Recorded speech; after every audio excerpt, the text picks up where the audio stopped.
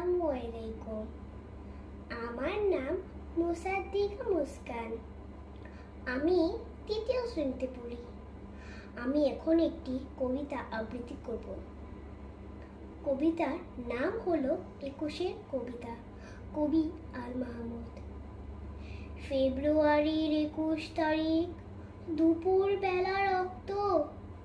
বৃষ্টি নামে, বৃষ্টি কোথায়? বরকতেরই রক্ত। হাজার যুগের সূর্য তাপে জ্বলবে এমন লাল যে, সেই লোহিতেই লাল হয়েছে কৃষ্ণচূড়ার ডাল যে। প্রভাত ফেরির মিছিল যাবে, ছড়াও ফুলের বন্যা।